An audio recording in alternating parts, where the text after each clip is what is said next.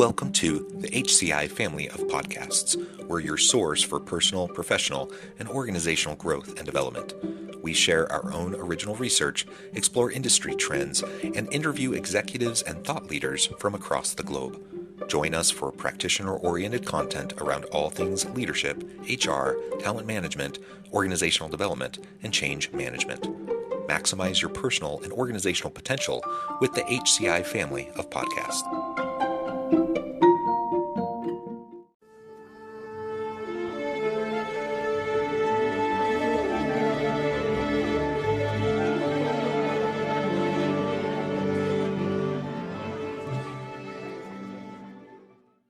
Larry McAlister, welcome to the conversation today. Thank you for inviting me. I'm glad to be here.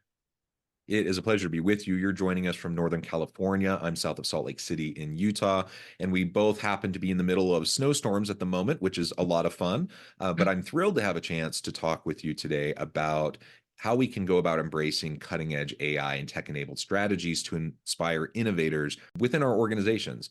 Ultimately, we want to be able to leverage these technologies and these capabilities, but they can seem scary, they can seem overwhelming, and just thinking about AI, I'm thinking, my goodness, there are so many new tools being released constantly, like dozens a week almost, it seems like. And so it really can seem overwhelming for people who want to lean into it, who want to embrace it, but aren't really quite sure where to start. So we'll be exploring all of this together today. As we get started, I wanted to share Larry's bio with everybody. Three-time CHRO Larry McAlister is distinguished as a career-long innovator and natural-born leader in the HR space, most recently serving as VP of Global Talent at NetApp and named in the Top 50 Human Resource Professional Awards. Larry is consistently sought after to bring transformation and thought leadership, including evolving HR itself as needed. Now, I could continue. There's so many great things about you and your career, Please don't. Larry, but I'm going to pause there. Anything else you would like to highlight by way of your background or personal context before we dive on in? Sure. I would just say for the last 10 years, I led HR and talent and tech transformations at two big Fortune 500 companies. And then I left to write a book called The Power to Transform, which is now published, and to consult with HR, AI, tech companies to help them with their roadmaps, sell better to HR, understand what the needs are. And that has been an eye-opening experience. So I'm glad we get to talk about some of that today. Yeah, fascinating. And the HR tech space and the HR AI space is quite the Wild West at the moment. I'm sure you could speak to that much more than I can, but I'm thrilled to just be able to dive in deep on this and explore all this together. Okay, why don't we start by having you just kind of lay out the general landscape as you see it, with the current, well, maybe even leading up to the current environment. Like, where have things been going, say, the last 5 years or so, that have gotten us to where we are today? And then we can start to dive into what companies are dealing with now. So I think in general, AI has been heavily invested in. I say we're in the golden age of our HR technology. We're caught up. You know, all the money used to go into Salesforce and go into all, revenue generating tools, which you have to, but HR tech has caught up. So I think HR folks need to think of themselves as technologists. You can't wait for someone to bring it to you. You have to be able to go out and find out what it is. And we'll get into that, how you do that a little bit later. But what happened recently in 2023 is the explosion of generative AI, which things, the basics are like ChatGPT or whatever, but it's across the spectrum. And for the first time in history, humans and machines are literally collaborating together. That's what generative AI does. You can collaborate. So the idea of being worried about ethics, absolutely. Being worried about, is it correct? Absolutely. But putting your head in the sand, there's no more hiding from it. We have to get ahead of it. And I think my top of the line advice is embrace, understand, and then figure out how to implement, which we'll talk about in a bit. Yeah, awesome.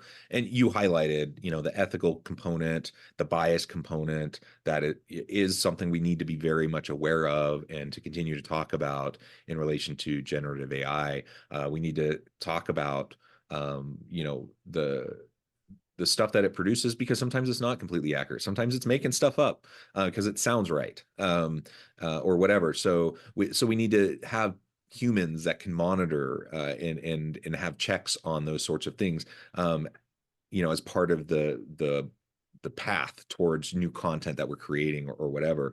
So there are ways that we can mitigate the risks and reduce or even eliminate many of the challenges and risks that people are really concerned about. But we do have to invest in it. We have to be committed to it. And ultimately, like you said, putting your head in the sand isn't going to get it done. You may be nervous about it. You may not be happy about it. You may think this is the worst thing ever and that it's the beginning of the end. It's okay to feel all of those things. But again, if we put our head in the sand, it's not just going to magically go away. We have to figure out how we're going to work within this context. Yeah. Well, generative AI is going to have a bigger and more faster impact on society than anything we've ever seen in technology, more than the internet, more than the cell phone, since fire. It's going to touch every part of your life, your kids' lives, your job, your home.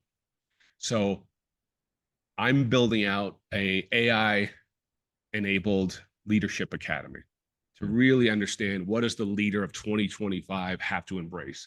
And the core of that is humanity and empathy. Remember the old days we had emotional intelligence and, IQ? The IQ has gotten a lot better with generative AI. So now we have to lean more into what humanity is and how to be an empathic leader and use these tools as the new way that you can go faster and be a better communicator and use analytics in a new way, build your own trainings on the fly. If we think of ethics a little bit, if you think of ChatGPT and Bard, those are gigantic things that can hallucinate once in a while. Yeah. But if we're looking at small apps that are honed, their AI is honed to help you solve a particular problem, like a training or a coaching or an analytics, the risk of failure, the risk of hallucination is greatly reduced. So I think separate ChatGPT from what these tools are actually doing and understand what they are. And, I talked about in my last company, this was right before generative AI came out. We decided, what problems do we need to solve inside of this company? We built a talent strategy first, right? If you just bring in a piece of technology and turn it on, this idea of build it and they will come, they don't come.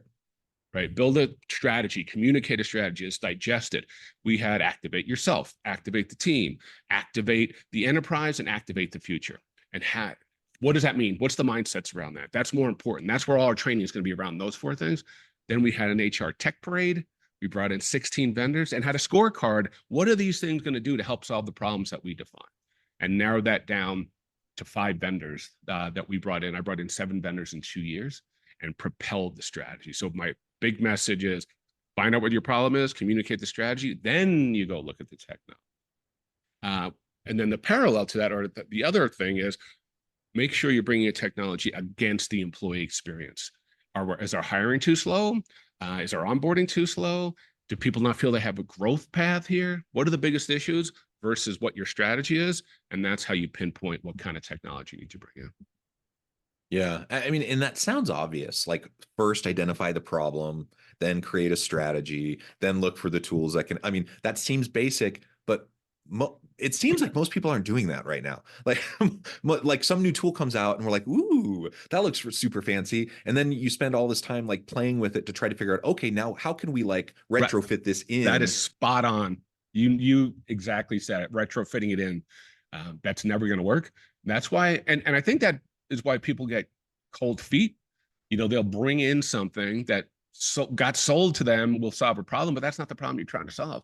And then you go from what you're expecting 80% of your employees, 60% of your employees to try it in the first year, and you get 10% of your employees, you're like, I'm out, right? This failed.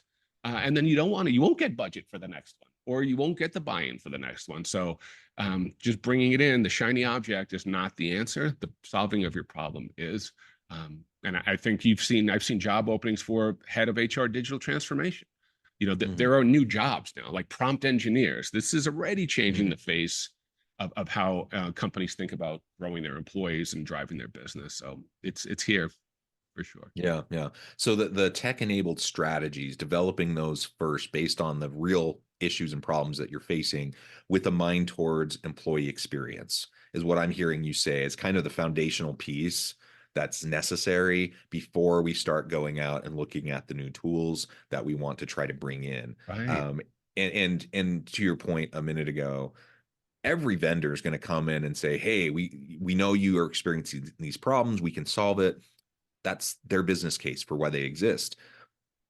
but every organization is a little bit different. Every context is a little bit different. And so just because generally they might be able to help organizations with XYZ problem doesn't mean that their solution is going to be able to fit your exact problem, or that even that's the biggest pressing problem for your organization. So even though it could be a useful tool, maybe you do have that problem, but maybe it's like the 10th down the list, and you really have other things that are much more important that you need to focus on. So, I mean, right. all You of have these 100 things, problems, right? You can get 100 solutions. But so, I said the HR Tech Parade, it sounds like a fun event, which it was, but the rigor of having a cross sort of group team put together a scorecard. What are we really after? And the rigor of that was really what made it. So that forced us to think about what are our problems, what are our priorities, and inside that problem, what are the most important things we need to solve this year, next year, and the following year. So the rigor of just putting our scorecards together and thinking about the problem at a numeric number almost really made that tech parade. If people can answer those questions, they didn't get to the parade. Then when they got to the parade, we were able to stack rank them against what we had managers at the tech parade, IT, legal, HR folks, recruiters. So it was a very cross-functional. Everyone had their own reasons, but we agreed on what the technology was and what the scorecard was. And that really made us have much more impact when we brought these tools in.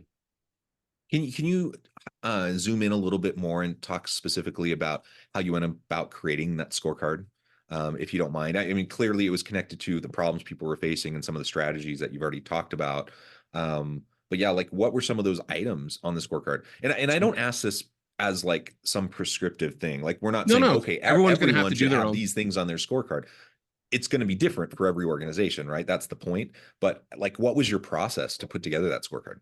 Yeah. So we said, what is the biggest problem that we're seeing in the Pulse survey? What's the problem we're seeing, like just hearing at the executive level? And the two things were, I don't know where my growth is here. And there's a lot of silos inside this company. So we decided what would be the best internal mobility tool, also that would develop you and help you move across the organization to break down silos. So that was our number one thing. And that's where we brought in Fuel 50. Fuel 50 was able to say, people can see their next 3 steps inside this company. And I always say that's why I wrote the check to them. And then you could post gigs and find mentors inside the company that we said are not part of your organization.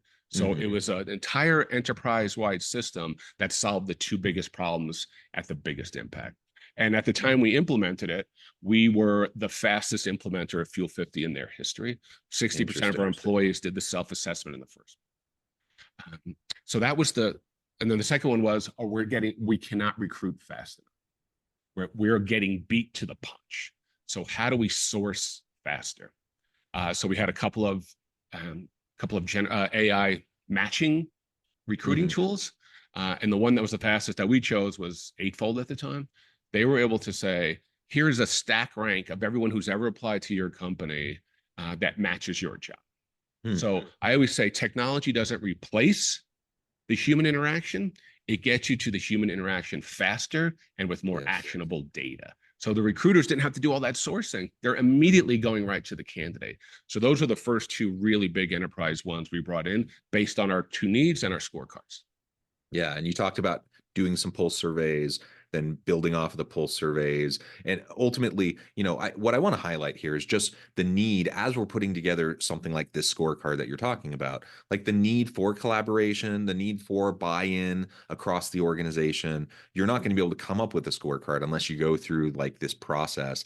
And it's not going to work. Like you said, you were the fastest implementer ever of this particular product in their history. That's not going to happen unless you have buy-in. And buy-in's not going to be Let me give you generated. 2 more great buy-in things. Yeah. Your point is spot on. We didn't even practice this, and you're hitting all the right questions. One is I immediately brought in what I called a business advisory group before any technology or even the strategy. So it was 12 VPs around the world that were seasoned, credible, and pessimistic. So we would run stuff by them. This is what we're doing. This is what the talent strategy is going to be. This is how we're going to present it. What do you think? That serves 2 purposes. You have now 12 seasoned, credible champions for you. who are inviting you to their team meetings, who are talking about this. And then when you go to the CEO staff or to budgeting meetings, you have 12 people on your slide deck that says, I approve this. So that's buy-in, that's influence, and that we kept that the entire time. The second thing was, once we had the tools ready to go, we had a tech parade where the CEO, the CHRO, myself kicked it off. We had CEOs of these tech companies that were coming to talk. We had outside speakers, internal speakers, and it was the highest, besides like one of our biggest all hands meeting, this was the highest attended, a week long. And the purpose of that was for the top of the company to say, the way you grow, the way we operate and treat each other and think about high performing teams changes today, right? It's a giant statement that provides buy-in and air cover, and I can do this, and this company cares about me. And during the pandemic, we were doing this. So during the pandemic, you're getting pulse survey back that's saying, you care about me. That is the ultimate thing to hear during a pandemic. And you care about me, you care about my growth, and I love this company. After the career week, we had, we took a survey, and the best one that came in says, this is the best company I've ever. So transparency, authenticity, and clear communication changed the entire way that this transformation went. Yeah, those are such important key elements to any transformation, any change. And when you're doing some sort of a tech transformation, absolutely essential. So thank you for highlighting all that. Something else you said just a minute ago, like in one of the tools that you decided to write a check for and to implement, it hit multiple boxes, right? And so you were able to leverage it in multiple ways to help the organization. And I just want to highlight how important it is to think carefully about the number of tools we're asking our people to adopt. Sometimes there really is a really wonderful new tool that's going to be perfect for you. It's going to meet your needs and solve your problem. And it doesn't currently integrate with anything else, and so you just have to buy a separate tool. That happens, and you deal with that, and you do the cost benefit analysis and everything. But what we also need to be very aware of is that so many organizations are adopting so many tools that there's probably a need to prune quite a bit, because people can't possibly be constantly adopting new things, and you're wasting time and money, honestly, because you're just having too many things that don't really get utilized. Yeah, I think that's a great point. It goes back to what we were talking about. If you're bringing a tool to solve a basic problem, like processing, that 10% of the company are going to use, and it's obviously faster, that's entirely different, right? You can do that as a one-off. Like, geez, this is going to make us go faster, thank God. But if you're doing an enterprise-wide change where you're saying every employee needs to do this, if it is not backed by the strategy and the voice of the CEO, and approved by our scorecard, it is not going to get digested correctly, as we mentioned. Now, to your point, you bring 3 things that no one knows about, or doesn't really seem clear what it's doing. You're just like, it solves that problem. It solves that problem. You're overfeeding the baby. And you know what happens when you do that, we all know what happens. So that's why enablement, I changed the name of my team. I had talent acquisition, but I also had talent development, which we changed to talent enablement. So I'm not here to manage you. I'm here to enable you to have the best mindset, the best strategy, and the best tools to enable you to do your best work of your career at this. So it's important to, as you said earlier, it all has to fit into what this company's trying to do, what the growth strategy is. And if you can tie the business to the HR and the technology strategies do that, that's how you have true transformation, which means behavior change over the long term. That's over the long term, sustainable change. That's what we're shooting for.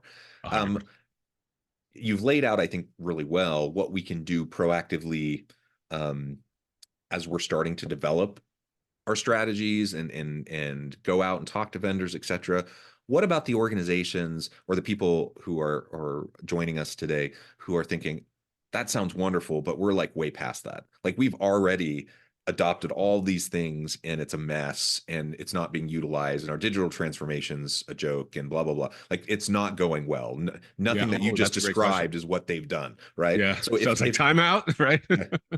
Yeah. So if that's happening, what can you, any suggestions or advice for leaders on how to kind of after the fact start that pruning process so that you can get back into the range of manageable and helpful? So I think step 1 is stop banging your head against the wall. It's very difficult to save the drowning the ship that's going down. You're not going to be able to do it. So I think you have to stop and reset and say, okay, because what happens is the natural inclination is to keep pounding on that tool until it works, and it ain't going to work because there's more structural enterprise wipe. Right. Yeah. And if you get it to work and you get a couple of people to do it, it's not sustainable. So I would say time out and reevaluate. What are we really trying to do? Because you have to get your eyesight off of the tool and onto this, what we're really trying to do. What is the problem? Ignore all the tools. Pretend they're not even here. What's the biggest problem and what are we trying to solve? How has that changed since we first started this process? Because it changes every year. And restart, what are we really trying to do? And then prioritize, okay, which one of these tools is doing that? Is this the right tool? Yes or no? And you may have to swap out. But I think, and it's okay to stop something in order to get the messaging and get the strategy right and digested. What are we trying to do is more important than what's the tool. So I think it's a reset is important because I would say, you're just digging a hole as opposed to planting a tree. Yes, I love that. I think the reset, you have to be really secure and confident in your leadership to be able to do that kind of a reset. But it's going to be the most effective when you want to go through and objectively evaluate everything that you have and make sure that you're pruning back and making the right choices. And it's really hard because we have this sunk cost fallacy. Like, we've already invested a lot of money into this tool. We've already invested a lot of time to this tool. We've already put in a lot of effort towards communication and strategy and blah, blah, blah, all the different things that we probably have done in relation to whatever these tools are that aren't really working, aren't really being utilized the way we would want them to be. And so, like you said, we just keep on banging on it, and we keep on banging our heads against the wall thinking we just a little bit more and we can get it. And you have to be willing to reset and step away from something that's not working. And sometimes that means there are sunk costs. It's okay, but are you going to sink more costs into that and failure? time and Or are you energy. in time, or are you going to move on? And that's the question. And I know this is a guess. If the tool itself is broken or did not do what you expected, that's an entirely different problem, right? You have to deal with the vendor. That's an entirely different problem. That's usually not the point. Usually the point is organizations didn't have the right communication, enablement, and tie into their strategy, so it would get digested into the. That's usually the problem. And if you're presenting the problem that you brought up is it's just not working, that's why you need a reset. It's usually not the vendor. And if it is, then break your contract, right? That's a whole different story. If you're talking about, are we transforming the right way with the use of technology, that's usually on the organization. That's when it's just get a timeout and reevaluate. Yeah. Yeah. And that means maybe you have to admit you made the wrong call. Yeah. Earlier. Sometimes that happens. It happens, but it's better to recognize that and admit it now than try to just churn away and work on something that's not working for a couple more years and then make the change, right? I mean, when I was getting interviewed at my last company, I was telling the execs, I was like, transformation doesn't go A to B. It's not a direct line. We'll plan it as a direct line, but it's probably not going to go on a direct line. And we're going to break some glass. Some stuff is not going to work because transformation needs speed, right? It needs velocity. So we say velocity is speed times direction. And if you're not moving at speed, the transformation dies. So if you have to go at speed, that means you're going to break some glass and some things are not going to work for the sake of the longer term enterprise-wide change. And sometimes I brought in a small, it was sort of a recruiting tool that it just didn't get picked up by the recruiters. And we ended up killing it and went to the tech parade, say, we need to do this in a much more methodical. So it happens, but dragging through a year of that or 18 months of that is hurting the morale and the engagement of your own team. And it's going to make it that much harder the next time. No one's going to give you the keys. Right? If you keep banging the car into the pole, no one's going to give you the keys next time. So pull over and reevaluate. Yeah, absolutely. And one other thing I want to mention that you talked about earlier is I think the hidden gem of having an HR tech stack like this is the voice of the employee is so much broader. So most of companies rely just on the pulse survey, which gives you a certain amount.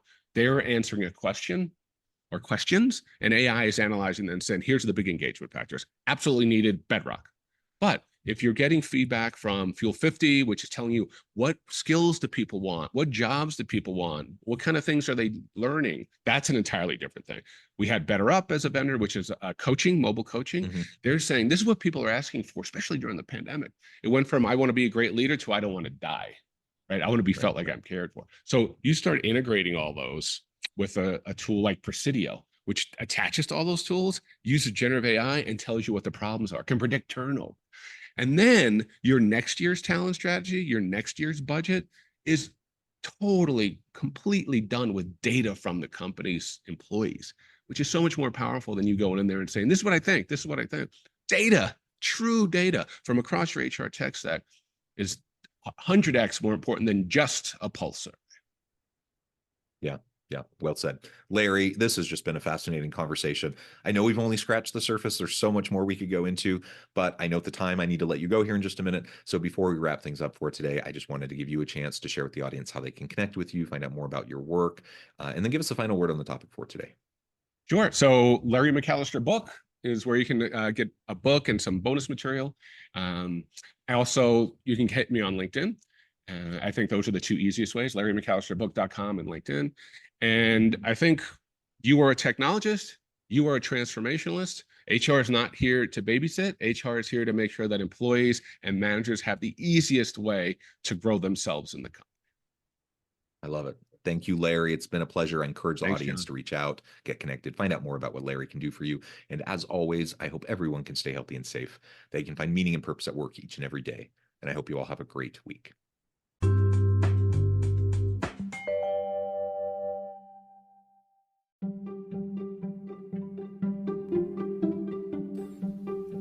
Thanks for joining us for this episode of the podcast. We hope you stay healthy and safe, and please join us again soon.